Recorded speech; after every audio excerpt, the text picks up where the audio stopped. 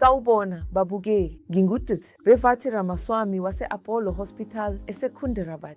Nonke niyazi ukuthi kuyini ukuhlinzwa kokukhipha isibeletho noma ukususa isibeletho. Ake ngikhulume ngezindlela ezehlukene. Usikhipha kanjani isibeletho? Kunezindlela eziningi zokukhipha isibeletho. Uma isibeletho uyazi sehle saceka futhi siphuma ngezansi, khona-ke ukususwa okulungile kuvela ngezansi futhi kubizwa ngokuthi i-hysterectomy yesitho sangasese sowesifazane. Le ndlela ingenye yezindlela ezilula kakhulu kumguli ekukhipheni isibeletho. Ngaphezu kokukhipha isibeletho, izakhiwo eziseduze ezibe buthaka nazo ziqiniswa. Ibizwa ngokuthi isekela i-pelvic floor kanye ne-perineum, ukuze yonke indawo iphakanyiswe.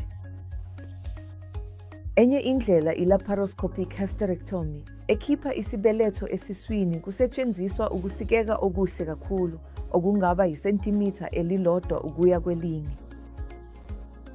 Khona-ke, uma isibeletho sisisikhulu kakhulu futhi uma i-laparoscopic hysterectomy ibhekwa njengento engenakwenzeka, khona-ke indlela yendabuko eyenziwa iminyaka eminingi ibizwa ngokuthi i-hysterectomy evulekile noma i-laparotomy hysterectomy, lapho usika khona uvule izingqimba zesisu bese ukhipha isibeletho ngezandla zethu. Yiqiniso, kukhona inqubo yakamuva kakhulu yokuhlinzwa ebizwa ngokuthi i-robotic hysterectomy, lapho irobhothi lisiza udokotela ohlinzayo ekukhipheni isibeletho. Lezi zindlela zonke zibalulekile, futhi ngayinye yazo ingcono ezimeni ezithile.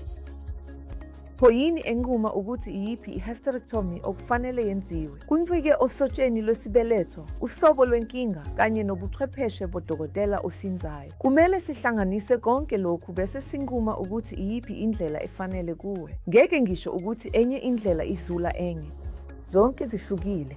Njengokuthi unendima yompheki ocindezelayo, kukhona neqhaza lokupheka ngekadayi.